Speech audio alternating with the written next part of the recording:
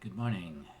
I thought I would do the second part of statistics, focusing on distribution of data, pre-recorded. So please take a look at this. At the end of the video, I will highlight the homework, the hand-in homework you'll need to do, the more homework, and then I'll introduce you to the last extended or enhanced activity we'll have you do, which is going to be creating some graphs on your own from some data sets that are given. So first of all, the distribution is talking about how data is sort of spread out. Okay, so we've got these, maybe we could think of these as test scores. Frequencies is how many people got those test scores. So this bar chart says that the people that scored 8 was a little bit over 2,000. Okay, so big, maybe it's a school system or something. And you can see that the distribution here, most of the scores are 6, 7, 8, 9 right here in the middle. There are some over here, fewer scores over here. So this is, we call this skewed to the right, because the lesser amount of scores, which we could refer to these as outliers. There's really no official definition of what that means, but that there are not many scores out here. Okay, so that's a skew to the right side. So we're looking at where the so this is a right skew. So we're looking at where there's less. Oftentimes, when you hear that, your eye is drawn to where the most stuff is. Sort of, here's the mode, right? Here's your mean and median are going to be over here. This is where our attention is drawn. But when we talk about skew, it's to where there's not much. And so another set of data where people are scoring very high, evidently here up in the 15, 16s, the skew is to the low end. So this is a skew to the left.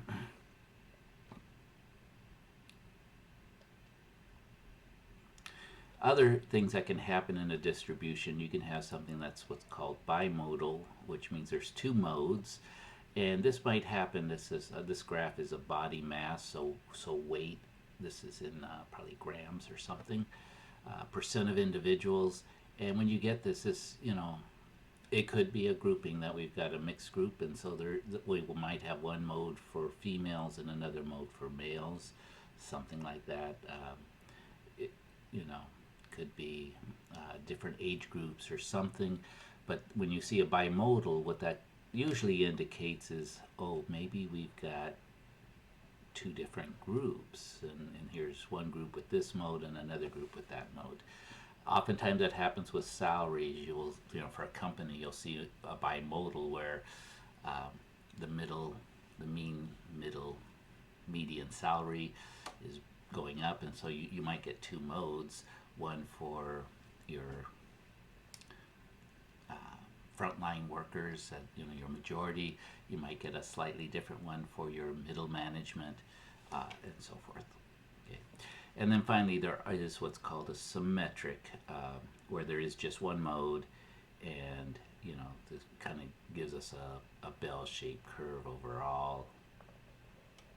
So symmetric, it's similar to each side. It's not skewed to the left or the right.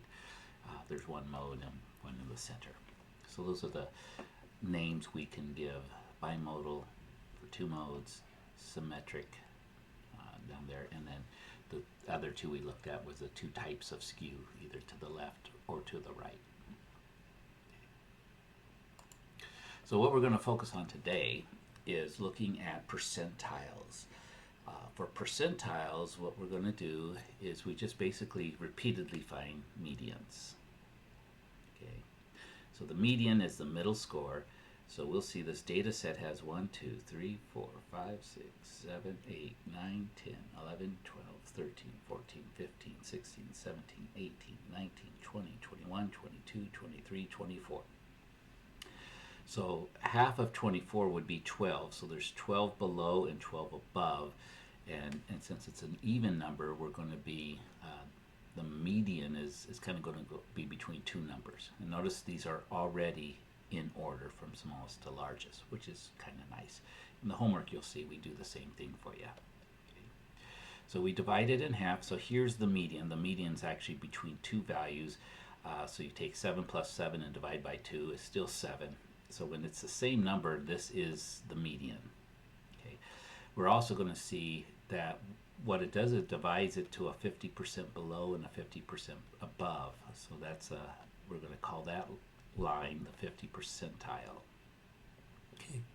So then we keep going. Now we kind of have two different data sets, right? We have a lower data set and an upper data set. So we're going to find the median of the lower data set. So we know there's 12 here, so that means we should have 6. 1, 2, 3, 4, 5, 6. So we should draw it right here, 6 below and 6 above. And that's what we'll do. There it is. So that's the percentile 25% below that line, right? And we'll do all of that. And then we're going to want the upper half. We want a median of the upper half. So 1, 2, 3, 4, 5, 6. So we should draw a line right here. And we'll do that. Click on that. Okay. So now what we've divided these data sets into quartiles, 25%, 25%, 25%, 25, 1/4, 1/4, 1/4. So there's evenly divided. Now it's not by value, it's by how many pieces of data, right? Each of these contains 6 pieces of data, which is 1/4 of the total data. And this line right here is what we're going to call the 25th percentile, the 50th percentile, and the 75th percentile. So again, we haven't actually calculated these medians. The 50th percentile will be real easy. It's going to be 7. Okay, we'll see this 75th percentile, because of the same number on both sides, it is what it is. But here at the 25th percentile, we'll get a little bit of practice that hopefully you can see here, it's going to be halfway between 5 and 6, so that'll be 5.5, halfway between 4 and 5, 4.5. So let's go ahead and walk through that.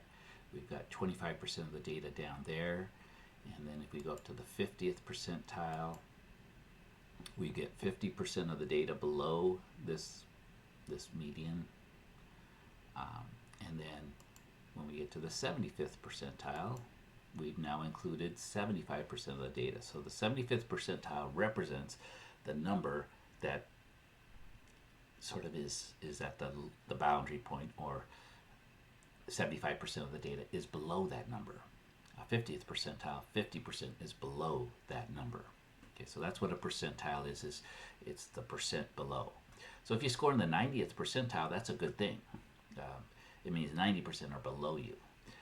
But don't get that confused. When I was younger, I think I scored like in the 10th percentile, and I thought that was good. I'm in the top 10%. No, 10th percentile means the bottom 10%. But anyway, maybe we shouldn't be ranking each other that way. We just recover. But that's how it is. Okay, so we can actually calculate the first data set. The 25th percentile is 6. Halfway between 6 and 6 is still 6, 7, and 8. So 25th percentile, 50th percentile, 75th percentile. So this is, again, when we see that 8 is the 75th percentile, what we know is the score of 8 has 75% of the data is 8 or below. Now, there are a couple 8s above here, but it's just telling us where in the data it is. Okay. Notice for the second data set, for the 25th percentile, we get 5.5, halfway between 5 and 6. And then we get 7, and we get 9. And the third data set, 4.5, halfway between 4 and 5, 7 and 10. Okay? And you'll have 3 data sets in the homework, and you'll be doing similar things, just kind of like this. You can do it all by hand. We're also going to show you, there's a little applet you can use, enter all the data and have it all do it for you as well, but that's fine. We're also going to show you how we can represent this with a graph called a box and whisker plot. And let me just, we're going to do it, but I want to show you sort of by hand how it would look. So what we do, let's take this last data set and do a box and whisker plot. So we're going to do a box and whisker here. So what you do is you, on a number line, I guess I could do it right here. Thinking of a number line. Your 10's out here, maybe 0's out here. So we've got 5 over here. So when you go to do a box and whisker plot, usually what I do first is I start with the median, 7, so that's 5, 7 should be about here. You put a little line, okay? That's the 50th percentile. We need to then do the 75th percentile, which is at 10. And we need to do the 25th percentile, which is at 4.5, so it's a little bit below 5. So we put a line there, and what we do is these 3 lines we turn into a box. So there's the box part of the box and whisker.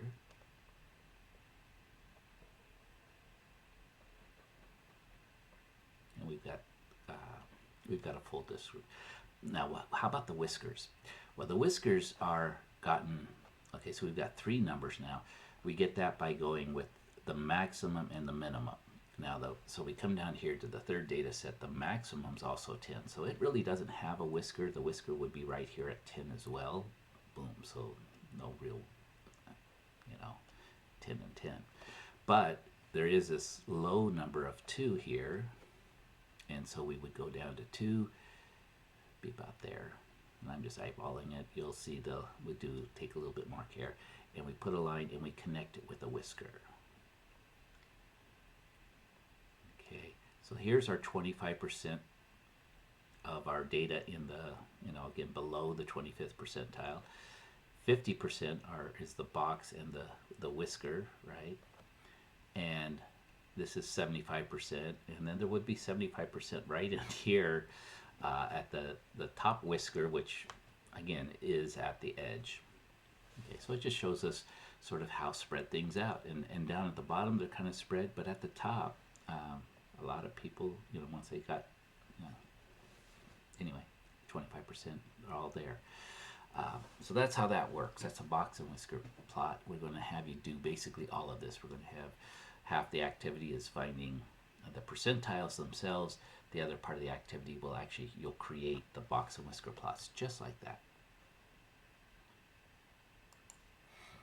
So here's a box and whisker plot with explanation. Here's the first quartile, which is what we're also calling the 25th percentile. Right. But in statistics, we also call it the first quartile. A quartile is a quarter, 25%. Percentile.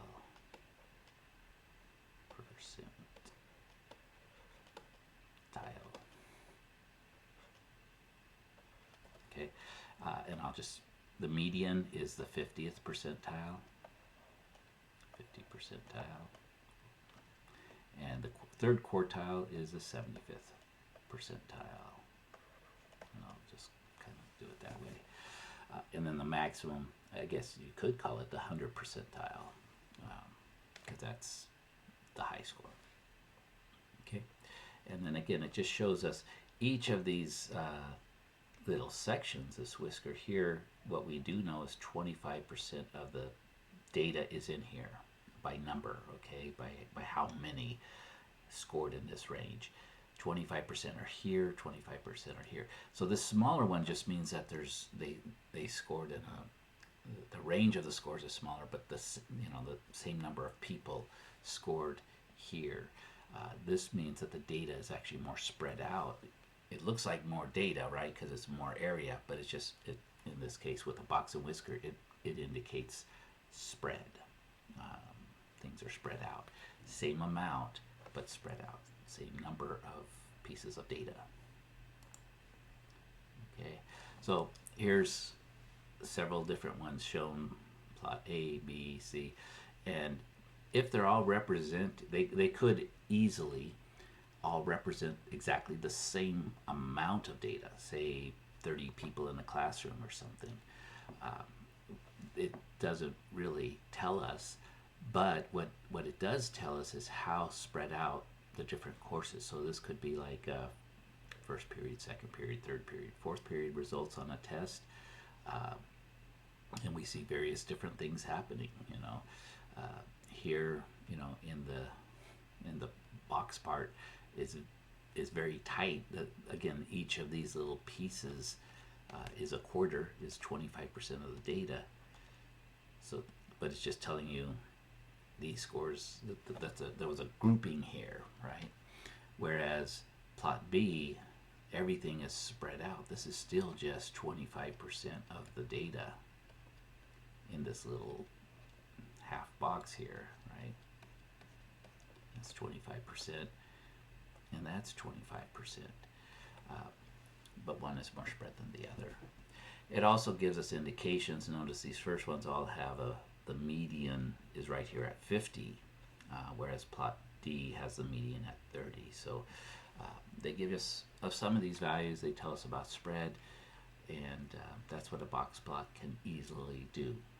One of the things, though, is that you've got to train your eye that just because there's more area in the box, it does not mean more scores. Because that's how we kind of think of with the bar charts. What it means is more spread. Okay, so this is distribution. Things are more spread out, less smaller area, same amount of still the 25% of data is in there. It's just less spread out. More people were scoring the same scores. Okay, so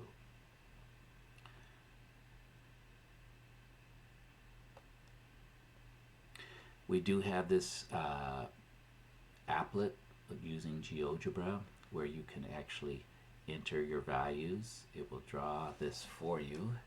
I started trying it. It gave me the wrong link. I've updated it since. So let me come over here. Put it in. So I haven't actually played with it yet, but okay. So let's get a new data set. Okay. So I thought we could put in our data and it would do it for us, but it sort of randomly gets us a data set and then it shows us what's happening. So from lowest to smallest, we would have to kind of check it. Keep trying. Let's see what is. Oh, with the new data. Okay, so now what I've got to do is, okay, this is pretty cool. With this data set, I'm looking that maybe the median would be about 11. Let's go through this. Let's see, there's 1, 2, 3, 4, 5, 6, 7, 8, 9, 10, 11, 12, 13, 14 pieces of data. So numbers should have 7 below, 7 above. 1, 2, 3, 4, 5, 6, 7. So it would be right here, up between 11 and 11. So there's your 50th percentile. And then 3.5. So data piece number 4 is going to be the 25th percentile. 1, 2, 3, 4. So 9. It's not between two numbers, but 9 itself. So I need to move this one to 9. Oops. And then the upper percentile. So we were halfway between here. So then the upper 7. 1, 2, 3, 4. So 14 is going to be the upper. We're already there. The maximum score was 17. So let's move this guy down. That's our whisker. Now sometimes I usually put another line here on the whisker. You don't have to, I guess. And then the lower one is 2. So now I check, did I draw the box plot correctly? Good work. Okay, so that's what this one's about. It'll give you this data set and you can kind of practice. Okay, and if you want something new, just ask for it. So, nice activity. Give it a try. And that's pretty much it. What we're going to want you to do, let's get out of here. discard those things. Um, let's come back here. Let's look at our Canvas course. What do we have to do in 7? So you've got your percentile and box plot homework, the hand-in homework. You'll see it's very much like that slide we were doing. I gave you 3 pieces of data, 3 sets of data, all in a row. We asked you about the percentiles. We asked you to make box and whisker plots. In the more assignment, same type of thing. They give you some box and whiskers, ask you for the various percentiles. Anyway, a lot of questions that are just tied to box and whiskers and those percentiles. Okay, 50, 25, 50, and 75. So go ahead and work through that. Now the enhancement activity kind of brings it together, all of Module 7 as far as statistics. And what we're going to ask you to do is you're going to create a bar graph, a circle graph, a histogram, line graph, and a scatter plot. So there's a link here to 10 different data sets.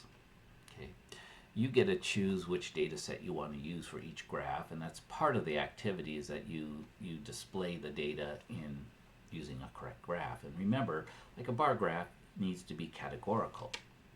Okay, histogram needs to have numbers. It has to be quantitative, both sides. Same with the line graph and a scatter plot. Now there's some links here for you to do a little bit of research. That's what we want you to do, and we want you to see sort of how to make it. There's some tutorials here on a PDF, and then there's some tools as well.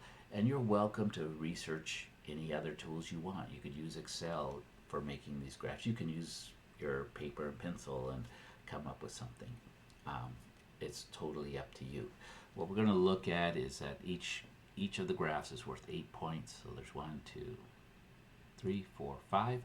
5 times 8 is 40 points. And we want to just, did you choose the correct graph? So if it's categorical, you can't make a histogram. You'll see it doesn't have the numbers, right? So did you use the right type of data for that particular graph? Okay, 2 points. Is it accurate? Is it, within reason? Can I look at it? And is it easy to read? And I'll just kind of take those boys, so we want some kind of a title, tell us what the graph is about, the data, label which axis is which, if that's appropriate. Again, a circle graph, you're going to want to somehow label those percentages. I'm not going to measure, is that exactly 15%, but it should be relatively, the slices should be pretty good. So again, that's something that you can continue on. I'll be available tomorrow. We get into the probability. So if you have questions on this, we could take a look. But again, the idea with this one is do some research. Here's some starting value, some starting places to go, but just create 5 nice graphs. And that will conclude our section on